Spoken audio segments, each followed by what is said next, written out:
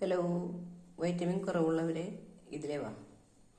നമുക്കിന്ന് കുറച്ച് വൈറ്റമിനൊക്കെ കിട്ടാനുള്ള ഒരു സ്വീറ്റ് ഉണ്ടാക്കാം. അതിന് വേണ്ടിയിട്ട് ഇപ്പോൾ ഞാനിവിടെ എടുത്തേക്കുന്നത് എള്ള്, കപ്പലണ്ടി, മത്തൻ്റെ കുരു, പിന്നെ അവല്. ഇതിൽ എന്ത് നട്ട്സ് വേണമെങ്കിലും ചേർക്കാം കേട്ടോ. ബദാം ചേർക്കാം, കശുവണ്ടിപ്പരിപ്പ് ചേർക്കാം, പിസ്ത ചേർക്കാം. ഇതൊന്നും ഞാനിപ്പോൾ ചേർക്കണില്ല കേട്ടോ. ഞാൻ ഇതും പിന്നെ അവല് മാത്രം ചേർക്കണം. ഇതിലേക്ക് ഞാൻ ചുമന്ന അവലാണ് എടുക്കണം. അവല് കുറച്ച് കൂടുതലെടുക്കും. അവല് ഒന്ന് വെറുതെ ഡ്രൈ റോസ്റ്റ് ചെയ്താൽ മതി.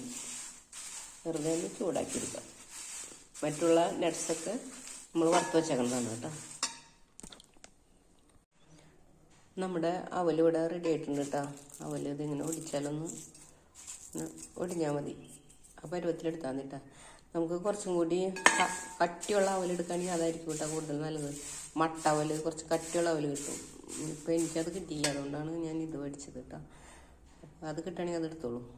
നമുക്കിനി കുറച്ച് ശർക്കര ഉരുക്കി അരിച്ചെടുത്തിട്ട് അത് ഉരുളിയിലിട്ട് ഒഴിച്ച് തിളപ്പിക്കാം. ഇതൊരു ചെറിയ തോൽപ്പരുവാകുമ്പോൾ നമുക്ക് ഈ നമ്മൾ വറുത്ത് വെച്ച ഐറ്റംസൊക്കെ ഇട്ട് മിക്സ് ചെയ്ത് അതിലേക്ക് കുറച്ച് ഏലക്കാപ്പൊടി ഇടണം കേട്ടോ. ഏലക്ക, ചുക്ക്, ജീരകമൊക്കെ പൊടിച്ചത് ഇടണം.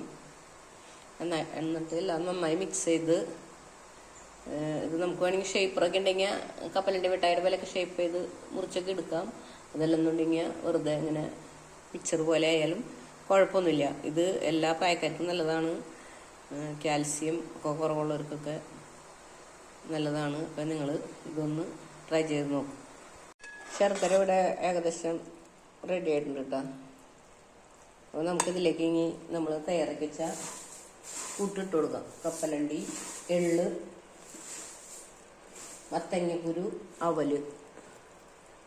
ഇതിലേത് നട്ട്സ് വേണമെങ്കിലും ചേർക്കാം കേട്ടോ. നന്നായിട്ട് മിക്സ് ചെയ്യാം. ശർക്കര ഒരുപാടൊന്നും ചേർക്കേണ്ട ആവശ്യമില്ല. നമുക്ക് ഒരു നേരിയ മധുരം ഉണ്ടായാൽ മതി. നന്നായിട്ട് മിക്സ് ചെയ്യാം. നമ്മുടെ പലഹാരം ഇവിടെ റെഡി ആയിട്ടുണ്ട് കേട്ടോ. നിങ്ങൾ ഇതൊന്ന് ട്രൈ ചെയ്ത് നോക്ക്. പോഷകം കുറവുള്ള ആൾക്കാർക്കൊക്കെ കുട്ടികൾക്കും ഒക്കെ ഇതൊന്ന് ഉണ്ടാക്കി കൊടുക്കുക കേട്ടോ.